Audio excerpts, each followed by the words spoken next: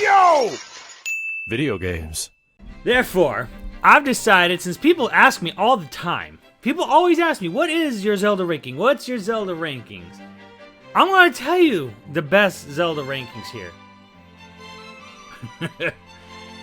So, when making a tier list, we have to, of course, adhere to the proper ranking status.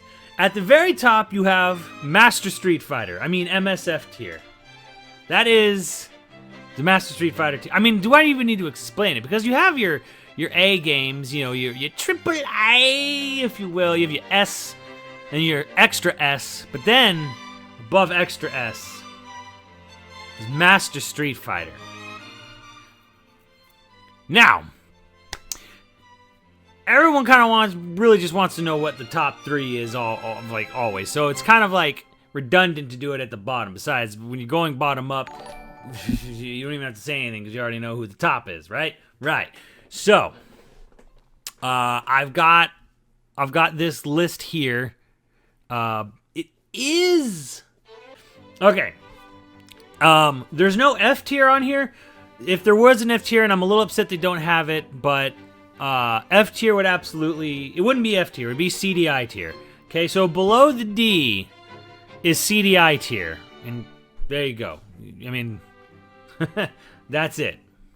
Alright, so when I'm ranking a Zelda game, I'm not sitting here thinking 2 things that get in the way, okay? Here are the 2 things that get in the way of most people's Zelda's rankings. When they played a Zelda game, and how emotionally attached they are to the characters as opposed to the overall quality of the title. And y'all gonna know exactly what I'm talking about. Okay? So there's the problem right there. Is that you can't sell a Zelda game is a game that's supposed to be like jack of all trades, master of at least a few, right? Like, if not all. Like, you don't want a Zelda game to be, well, this was good, but the gameplay was, no. See, we're not doing any of that.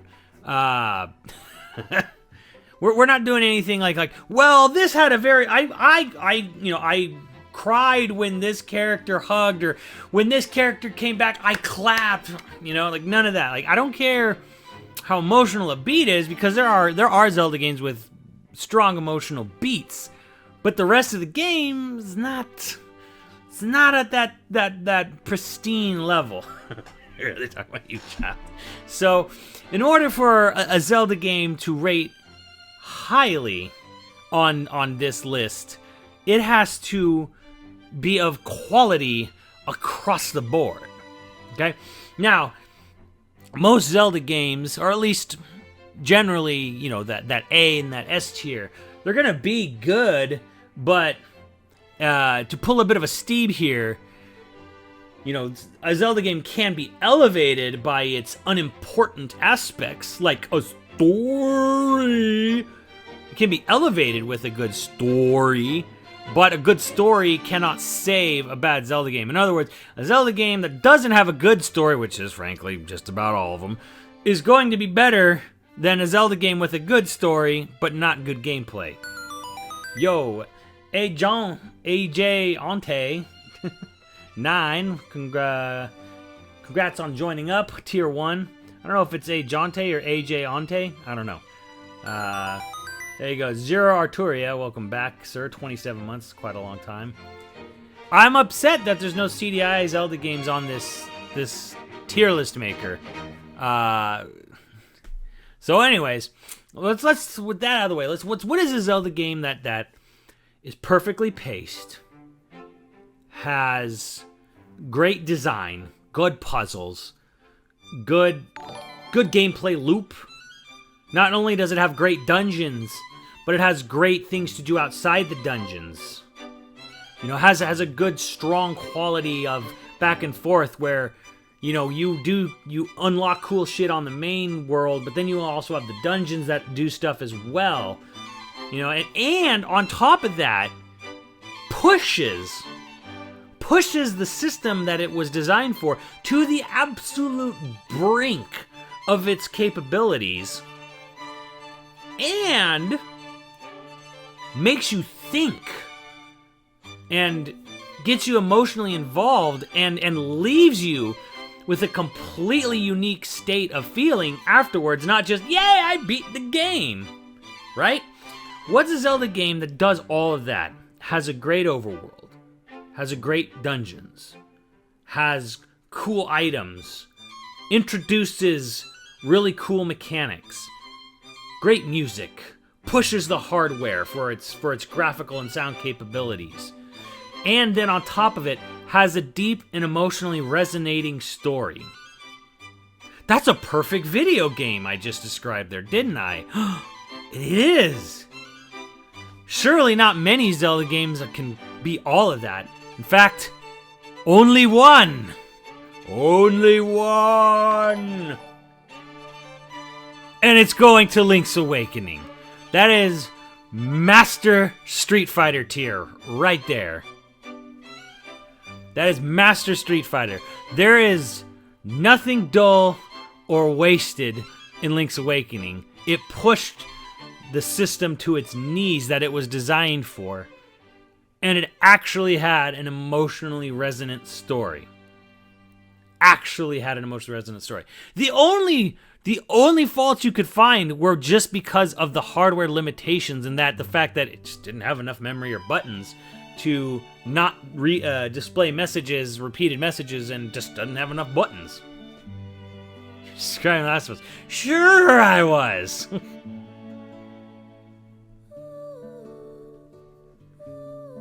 Am I considering the Switch remake?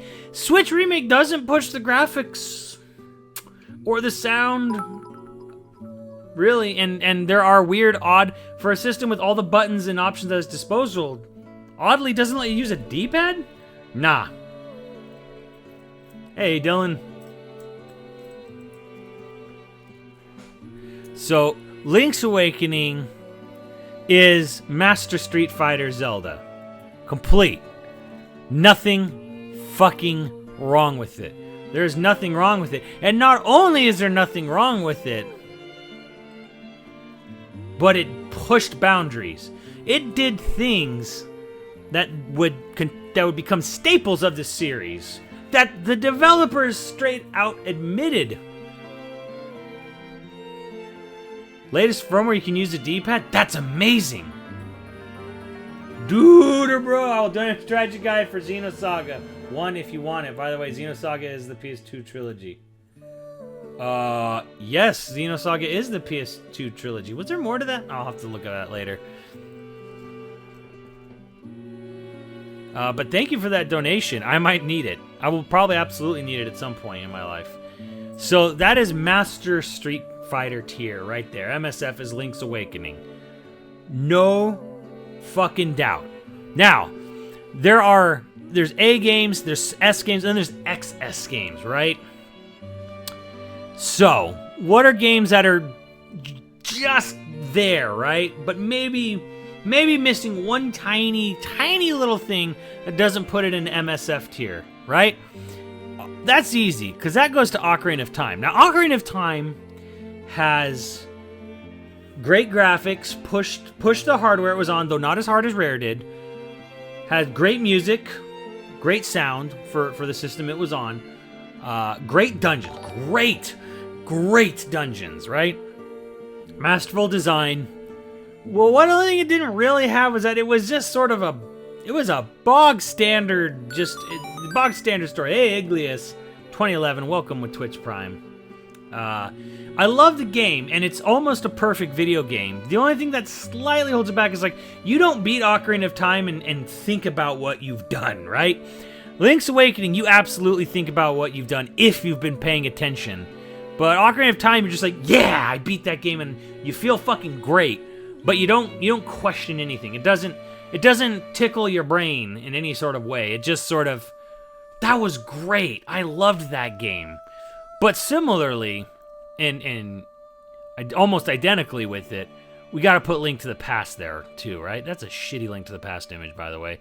Link to the Past is basically as good as Ocarina. The dungeons are a little weaker in Link to the Past because they're just palette swaps. They're great dungeons, great puzzles, But they're just palette swaps, and the plot is non-existent outside of the instruction manual. So these are like XS tier, right? Like these are like perfect fucking video games, but they're not gonna tickle your brain in any fashion. But they're like perfect games for what they are. Link to the Past has great graphics, but it didn't push the hardware. That's because it came out very early in the SNES's life. Where like Ocarina was like, okay, this was near the end of the N64, certainly on the later half.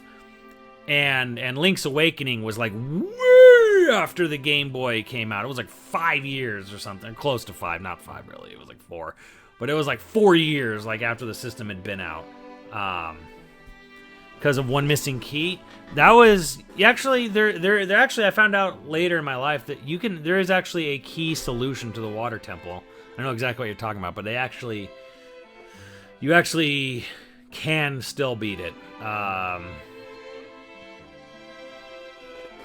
Yeah, Uda's fun on 3DS, and I want them to put the 3DS version of Ocarina on the Switch. That would be fantastic.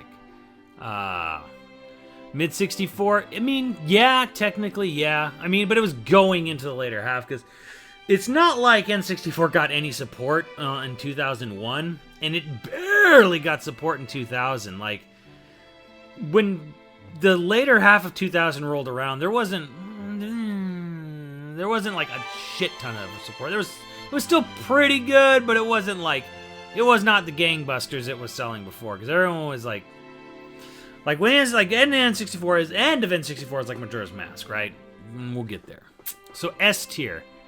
This is still a fucking great game, 120% Zelda, right? And what Zelda is 120% Zelda? That's not that. It's Twilight Princess. Those were Iwata's own words. Is 120% Zelda. It's got a few minor quibbles, I would say. Especially we're talking HD. Especially HD. HD fixes some of the issues that didn't bother me, but I can see why they're kind of problematic, right? But HD really helps bring down some of them quibbles a bit. There's a few missed opportunities in Twilight Princess.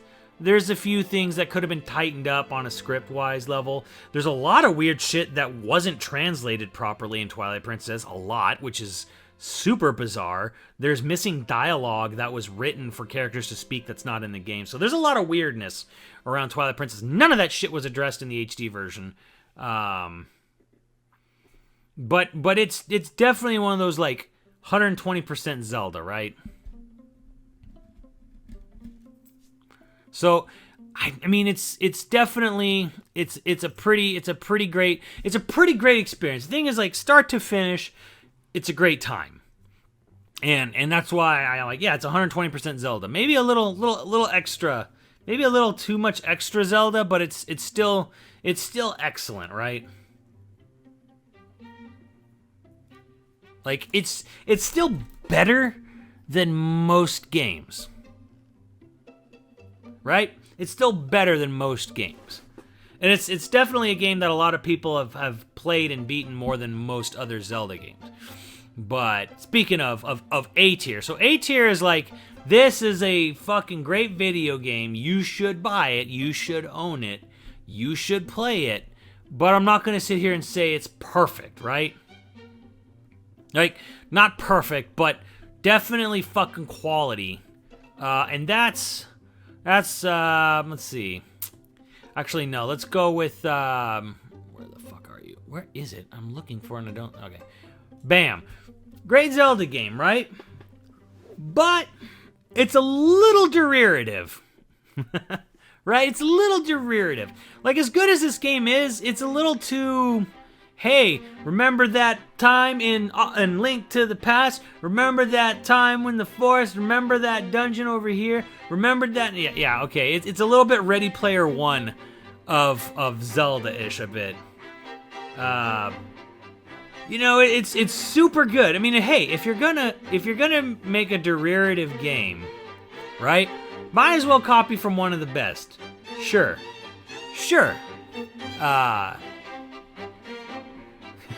So that's why I feel like, okay, yeah, like Link to the Link Between Worlds is a good game. It's definitely. I can't say that I ever sat there and thought, man, this thing sucks, or this could have been so much better. But it's good. It's definitely solid. But there's no. The problem with Link Between Worlds, there's no surprise, right? There's no discovery in the game. Because it's the same goddamn Hyrule and the same goddamn Dark World. The only thing that's different is like, oh shit, I can't get across this area with a hookshot anymore, or oh, they blocked this pathway off. I gotta go around somewhere else. Like, that is the tiny little nagging issues, right? With Link Between Worlds. Like, there's no surprise to the game. The dungeons are in the same spot. They kind of have the same themes most of the time.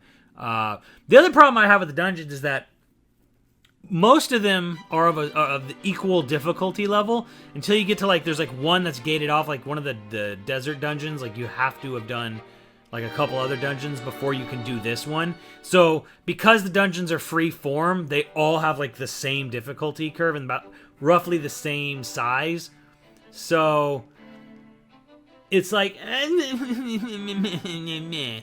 right? It's a little bit like, you know, you didn't have to make the dungeons, all the dungeons you could select, they didn't have to all be the same difficulty. Like, let people, if they go to a dungeon and it's too difficult, let them just freely leave, go to a different one and come back and go, okay. Just like the Mega Man it, right? Like, they were afraid to be a little too Mega Man, where, shit, you're on the wrong Robot Master, son. Better come back next time with the proper equipment.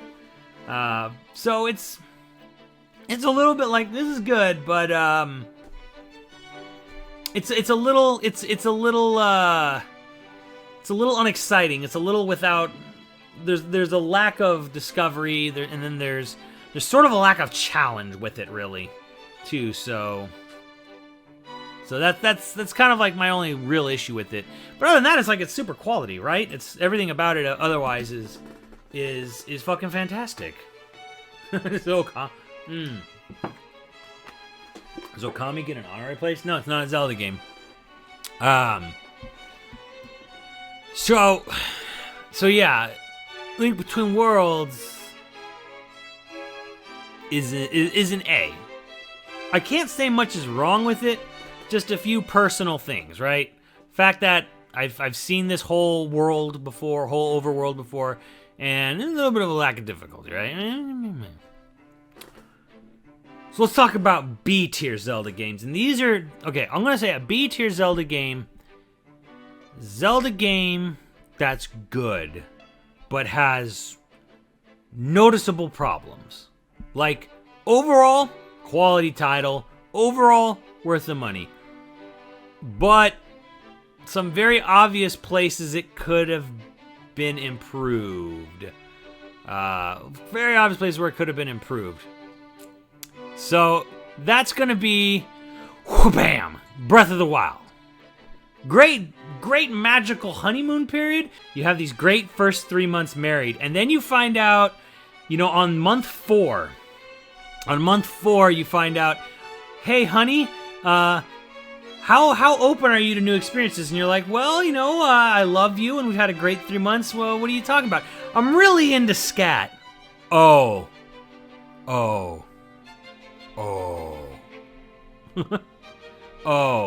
no. She boring as fuck when you hang out too long. So that's kind of Breath of the Wild right there, you know, where it's just kind of like, like always king shaming, whatever, you know, like, just the cracks start to appear. Like someone said, she starts getting boring, and you start realizing this person's kind of boring when I hang out. It was at that moment he knew. Chick, huh? Well, you know, for my case, chick, it could be a guy for you. It could be non-binary for you. It doesn't matter. The point is that you have a honeymoon period, and then after the honeymoon period's over, the cracks in the surface start to widen. And then you get, it's kind of where Breath of the Wild is. God damn, are those first 20 hours so fucking magical. And then you start realizing things. That there's no tangible reward for going over this fucking world map. The dungeons are all the same. The boss fights are all kind of pretty similar.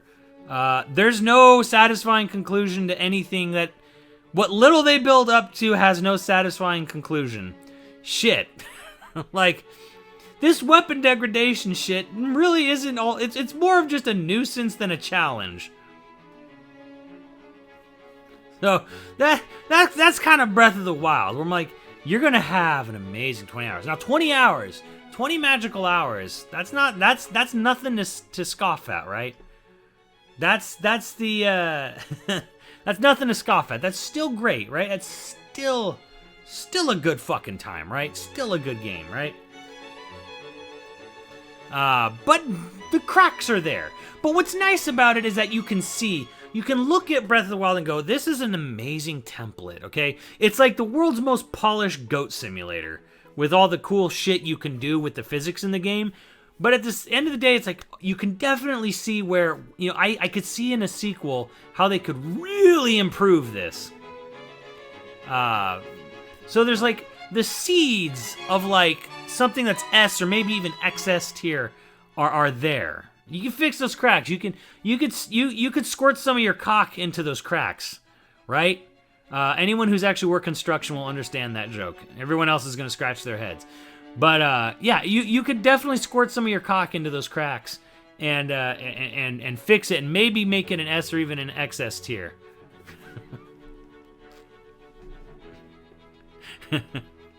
Hell, what the fuck? Yeah, Ugliest knows. Yeah, exactly. You gotta cock up them cracks. Good old drywall humor. Little epoxy, some sand, really fill it in. Now it's just... It's right, you know, these cracks are there, they're kind of a problem, just squirt a little bit of your cock into it and it's gonna be fine. Exactly. Oh, cock. Yes. You know, if none of you are familiar with do-it-yourself or construction, I apologize. You'll just have to trust me on that one. It actually is not dirty. That's all in your head. You're the ones with sick thoughts. No, everyone's telling me about a Mario Maker update. It's not Wednesday, so it doesn't matter.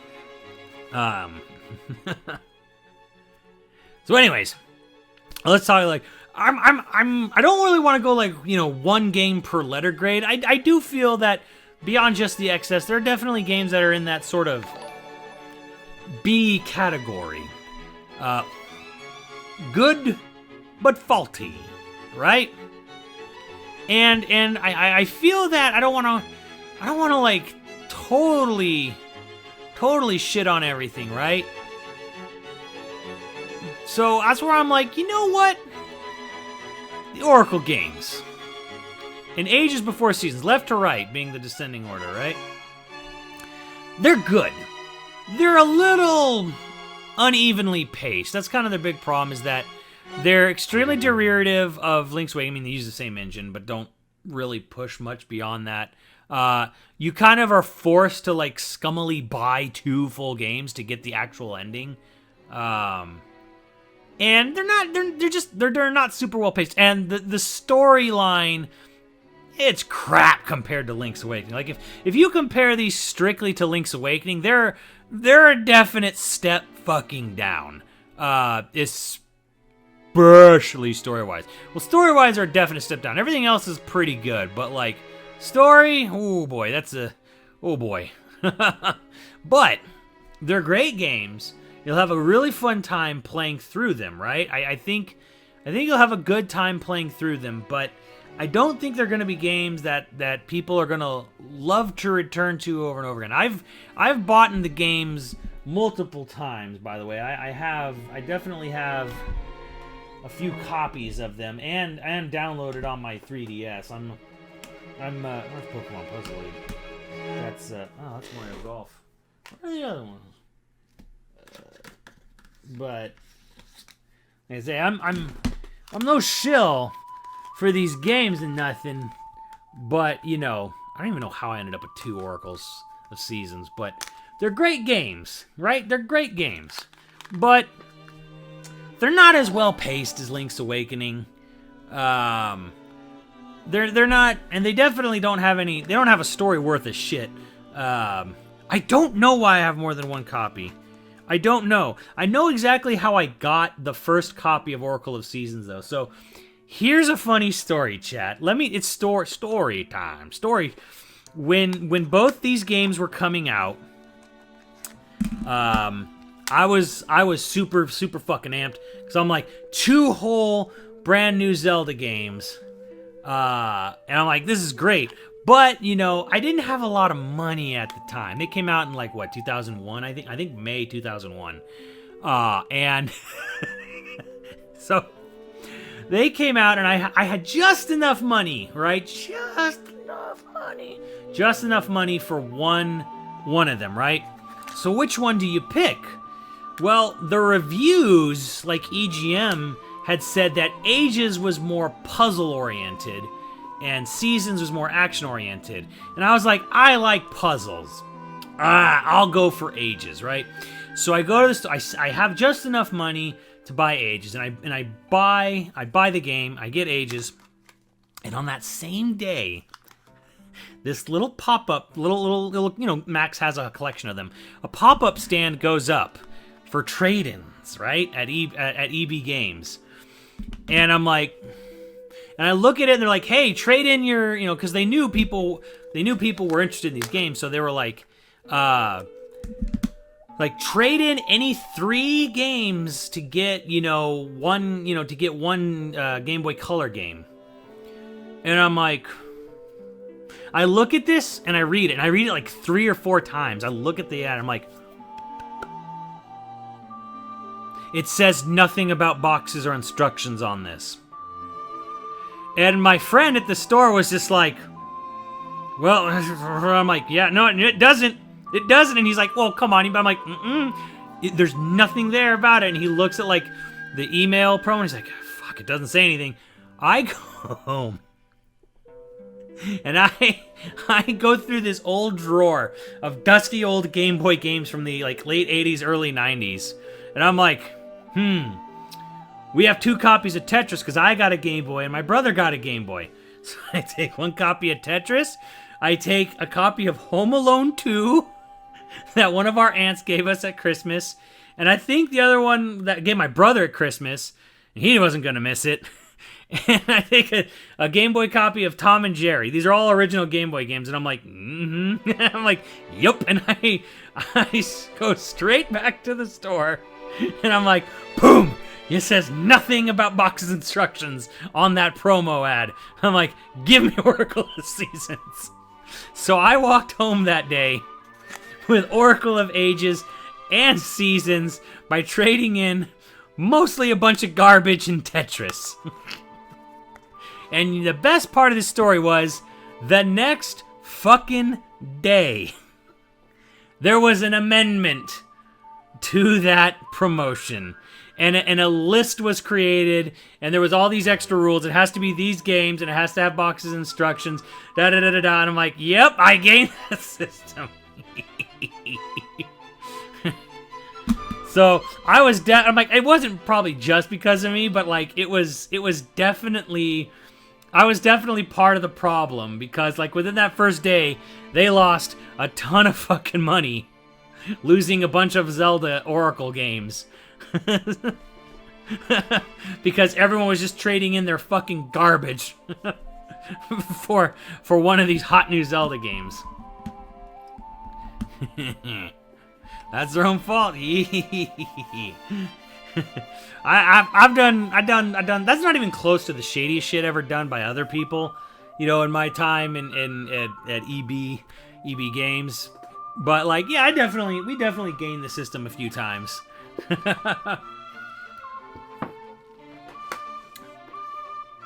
Definitely gained the system. That's not shade. It's using your big brain.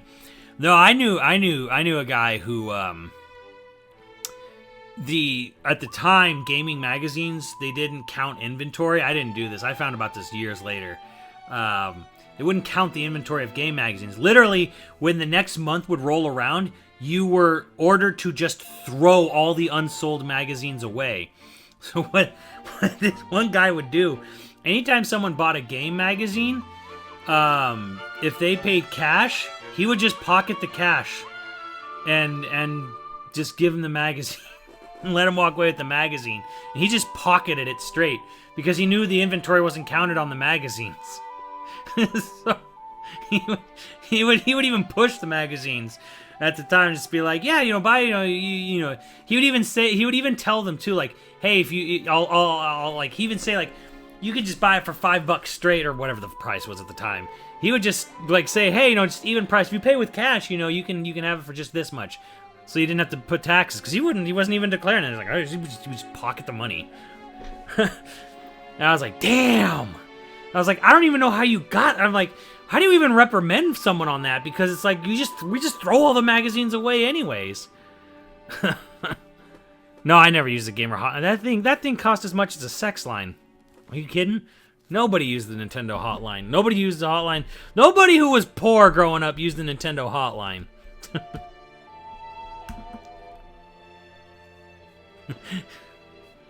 So, anyways, let's get back to this tier list. Now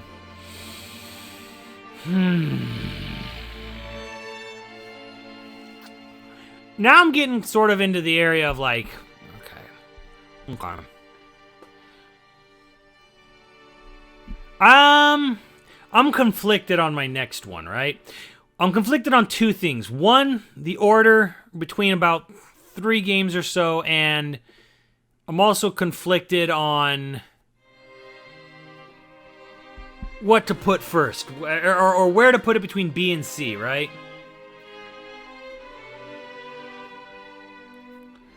Like, where am I gonna put this, right? That's what I'm thinking here. I'm a little conflicted right now. You know what? I'm in.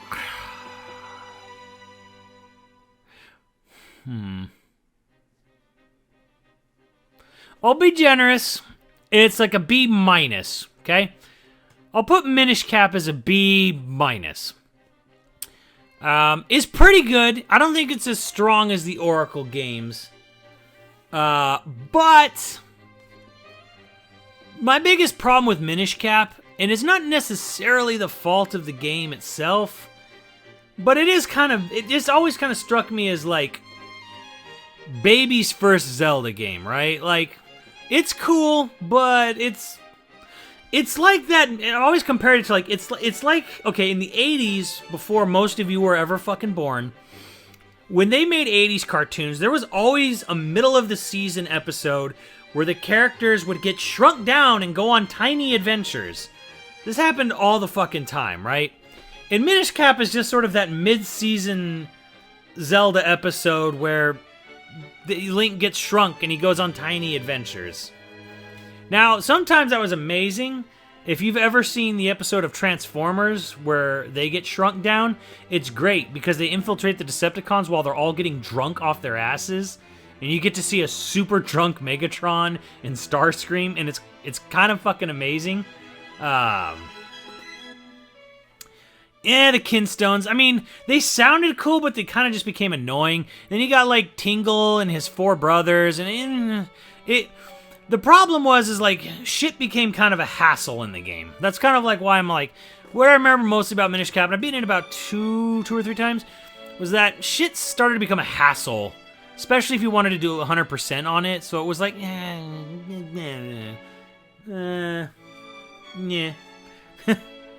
What's MSF? MSF is the highest rank.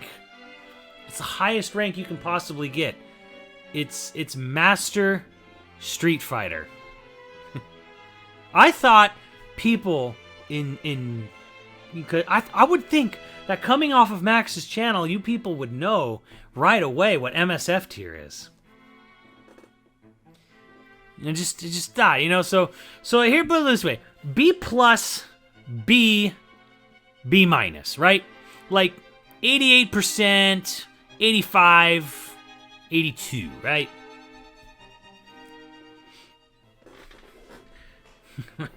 So that's yeah, that's right. Put them Kens in there.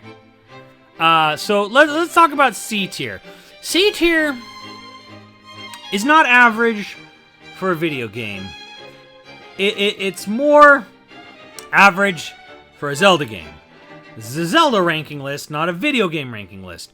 If we were ranking all video games, like the entire spectrum of video gaming, all these games would be higher, much higher. We're talking strictly Zelda here, though, right? Why would I put... If Oracles are 85, why would they be ahead of an 88, Eric? I'm just wondering. Did you know 85 comes before 88? It goes 85, then 86, then 87, then 88 miles per hour. Anyways. So a C is like, okay, this Zelda game's good. It's fun. Oh, we gotta stop and listen to this Battle of the Windfish.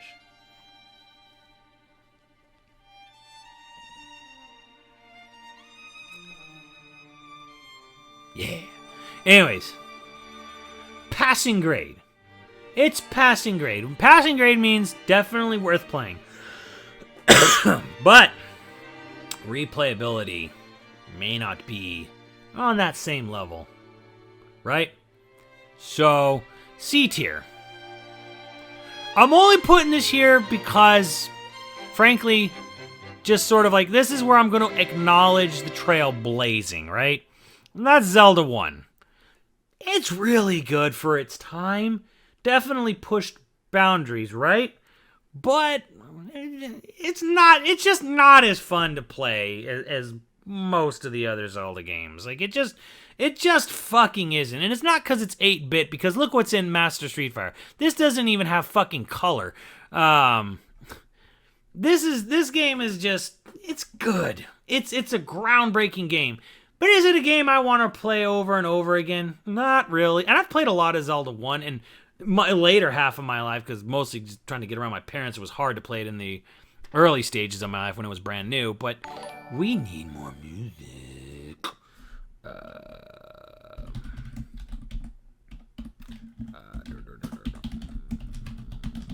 if I can find this. I don't know what it's called, but it's good. Yeah.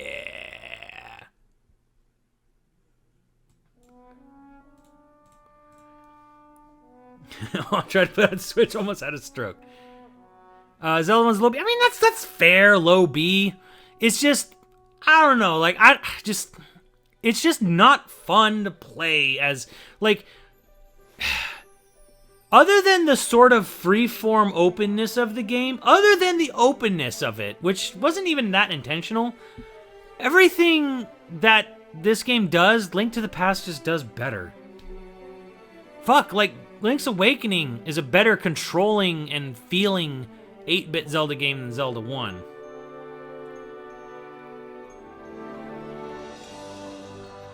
So, like, I think groundbreaking definitely has its place as a status, because you have to start somewhere, but being the first doesn't mean you're the best. Like, we didn't invent the automobile and then just fucking say, yeah, 10 miles an hour is good. We're fine. Who the fuck would ever need to go faster than 10 miles an hour? That would be absurd.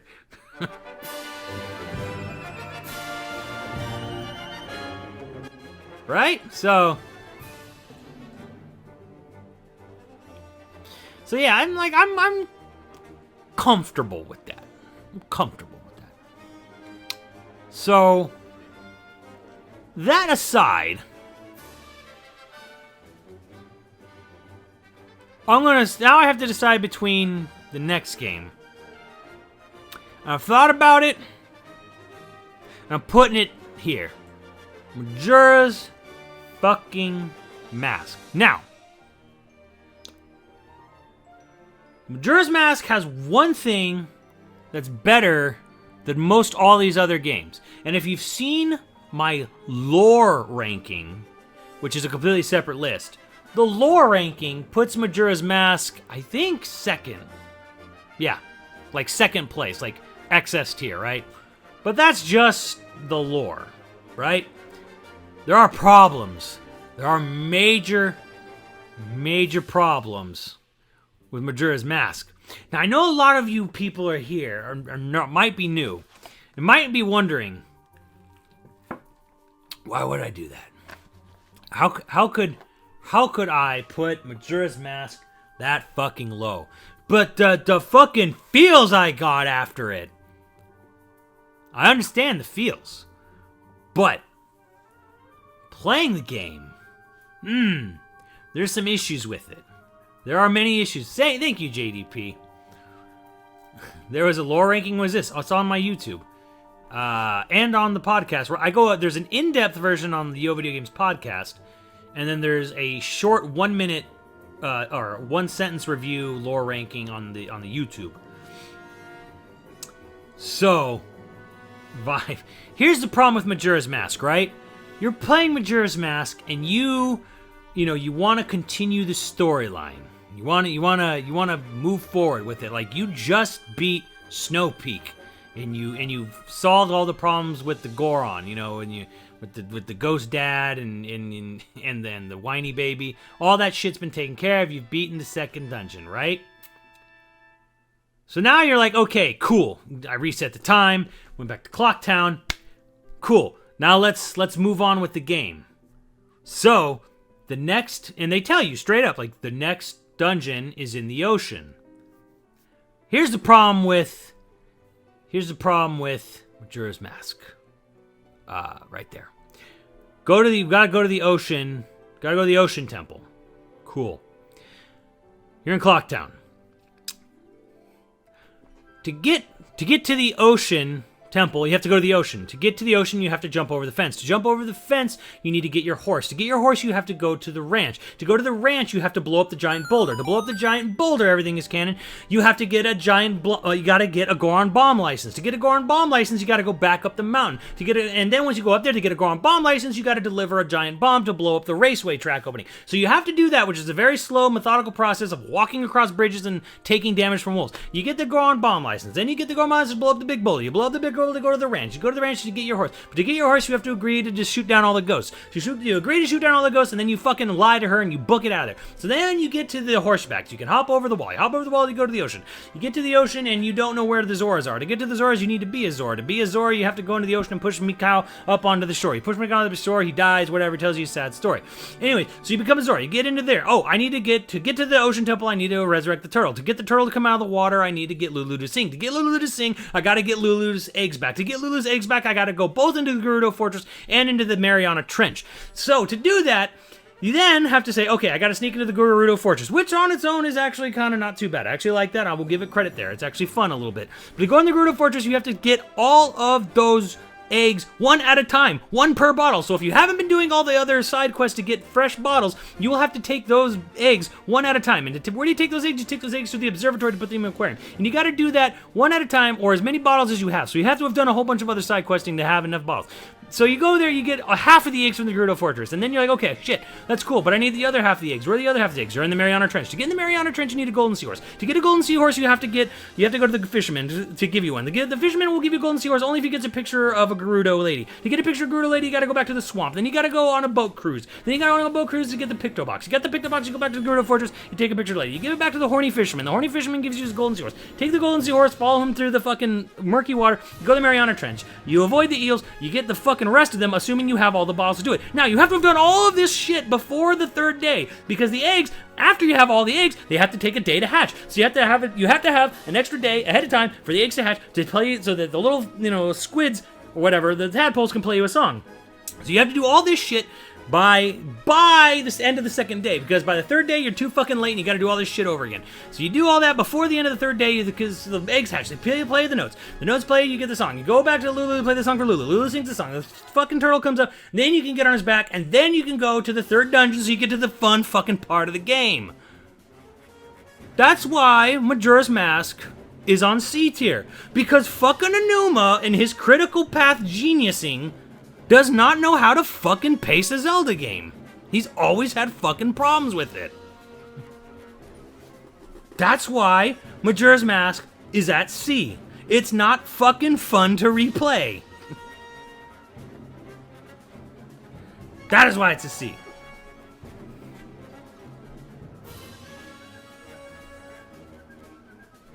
Any more questions?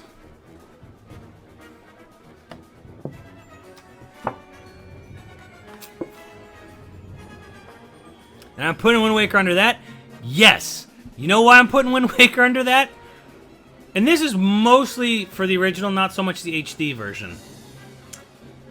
Majora's Mask has worse padding, because you're at least running around to different areas, talking to different people, doing shit. In Wind Waker, the entire back half of the game is literally just, I gotta build up $300 so this fucking rat human being will translate these maps that I gotta go do so that I can go and just fucking dig up a treasure chest. Because we were too fucking pressed for time to make fucking dungeons, so I have to go and pay this shithead tons of fucking money, like 8 fucking times, so I can just go to a spot on a map. It's about as engaging as walking around with a metal detector on a dog turd beach. That's the problem with Wind Waker. The back half is borked to shit and back, and it's kind of borked in the beginning too, because you have this setup where you're getting the orbs, and you're like, okay, cool, I see what's going on here. These are the first 3 things. And then it's like, okay, we got to go get the third orb from Jaboon. They just fucking give it to you because they can't be asked to make a third dungeon after Forest Haven. So that's like the problem with Wind Waker. And like the Forsaken Fortress is not fun on replay. Like, you start the game out, and like one of the first major things you do is do this boring ass stealth mission. It's got fucking pacing problems. Like, it was Enuma with less Koizumi oversight, and it's a problem. It is a huge problem. That is the biggest problem with Wind Waker. Like, it has all this shit going for it otherwise. Like, they really upped the combat system. They added cool little things like taking enemies' weapons and shit like that. You know, they have some interesting new items to use, but Jesus titty fucking Christ, like, most of the dungeons aren't that good. And then the second half of the game is literally just following a GPS that microtransactions you to death. Not huge on that aspect of Wind Wanksta. Yeah, and that's the other thing. The dungeons in Twilight Princess were awesome. They're a little straightforward, but they're at least pretty fucking awesome for the most part. Oh yeah, Cadence isn't on here. Fuck. Oh well. Yeah, that's not. I'm gonna say also C tier, low C. Yo, Nick is the process. Just subscribe to tier 1. Four Swords Adventure. It's a fun game, but there's a lot of goddamn setup required for this fucking thing. Yes, well, we don't really know. Koizumi was a co-director of Wind Waker, and considering that's mostly what he did was writing story element stuff, it's hard to imagine he wasn't involved. Four Swords is good. It's just the biggest problem is that it's not that fun single player, and I've beaten it. It's okay. It's okay. But yeah, it's like the game is meant to be played in such a bizarre, obscure way that it really brings the whole fucking thing down. But you know what's really fun is I had a friend once where we had a bunch of small TVs, and we put it on a little round table in the middle of his living room because he had like 3 couch setup. And we all had GameCubes with Game Boy players on it, and we hooked the link cable onto the front of the Game Boy player, and we daisy chained this shit so we could actually play a true 4-player Four Swords Adventure on Four Swords, or not Four Swords Adventure, sorry, I think it was just Four Swords. Maybe it was Four Swords Adventure. Anyways, it was a lot of fun. I think it was Four Swords Adventure we did that on. We were all playing that. Everyone had a screen on Four Swords. Not Four Swords Adventure, Four Swords. But yeah, you got Four Swords. There's technically Four Swords Anniversary. Let's see, which we play here. No. Yeah, let's do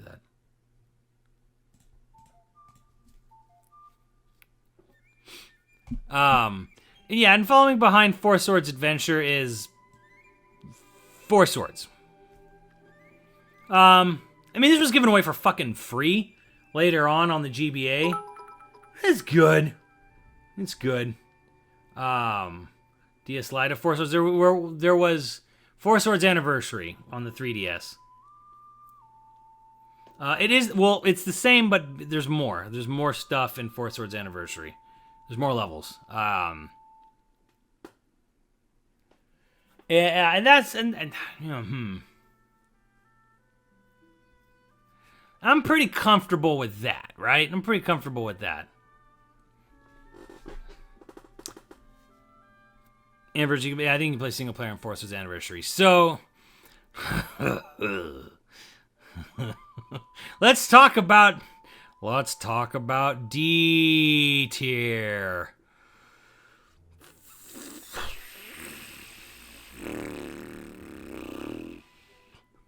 Now we're getting down into the nitty gritty here, like D's nuts tier.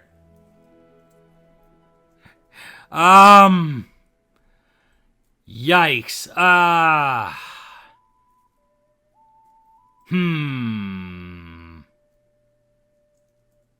Now it comes down to, okay, of all of these games, which one would I be the most likely to replay first? Now that's kind of tough, because we're getting into Zelda games that were just like, these were not great ideas. Like, these were games that maybe had an inkling of a cool concept, maybe even had a great concept, but they just did not come out right? They just... And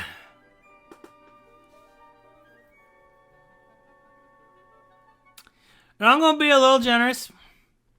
I'll probably say Hyrule Warriors and D. This game was boring as fuck.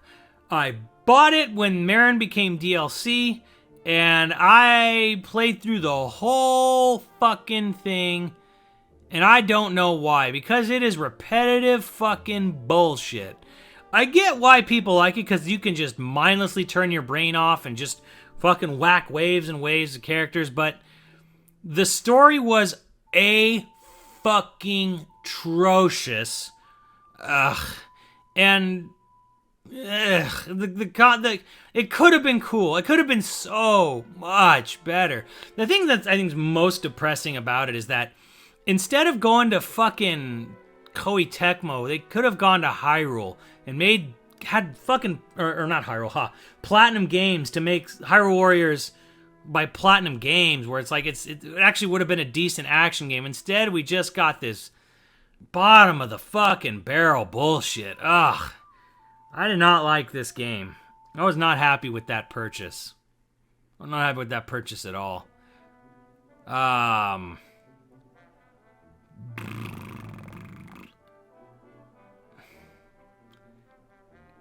think I need to add one more.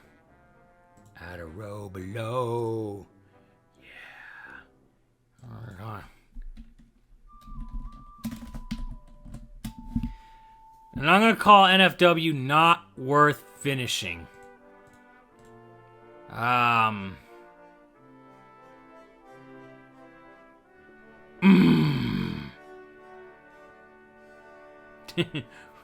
Trash. If you're adding up, better drop Hyrule Warriors there. I'm going to be kind. All right.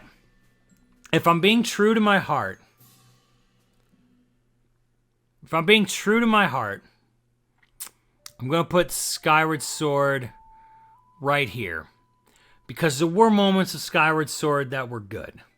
There were some good dungeons. The Ancient Cistern is pretty dope. The pirate ship's pretty cool. The boss is a fucking letdown, but there were moments. There were a few moments in Skyward Sword that were good. You know, there was some fun to be had there.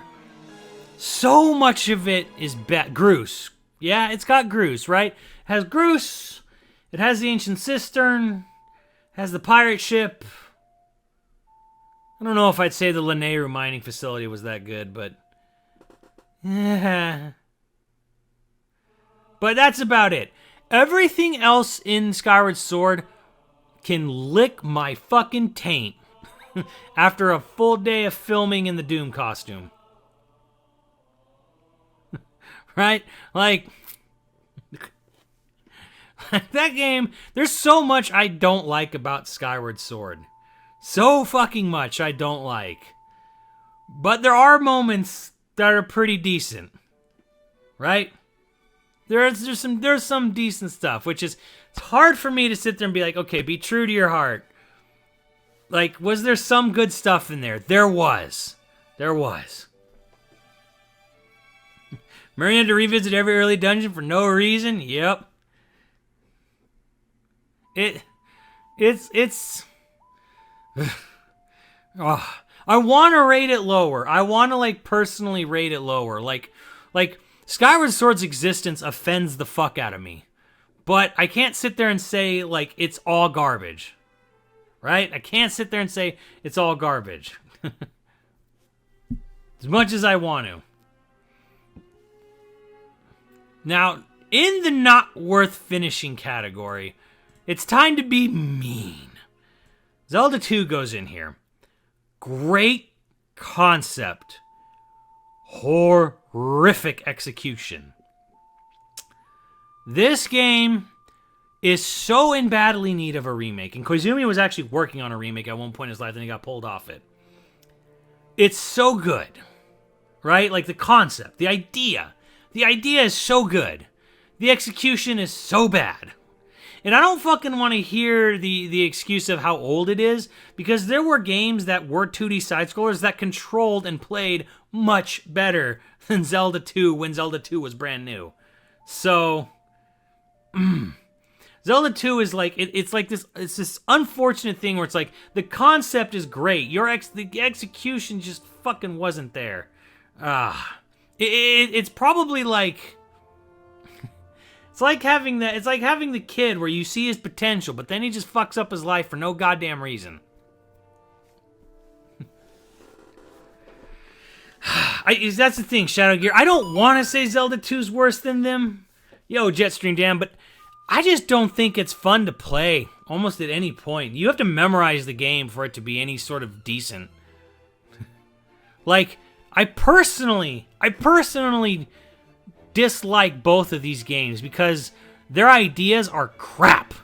And Zelda 2 was like, your ideas were better, but your gameplay was worse, and your ideas were worse, but you had some brighter moments of gameplay.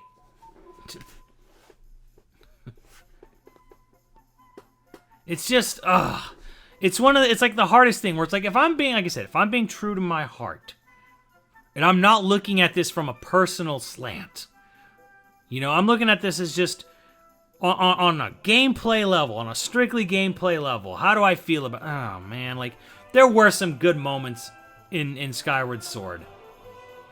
But I hate the game. I really fucking hate Skyward Sword.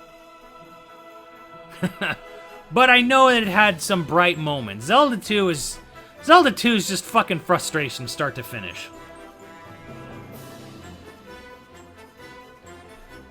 Now, rounding out the not worth finishing, Phantom Hourglass, no. Fuck that. Spirit Tracks is marginally better than Phantom Hourglass. Fuck Phantom Hourglass. Fuck the Temple of the Ocean King. And last, Triforce Heroes. Eat a dick.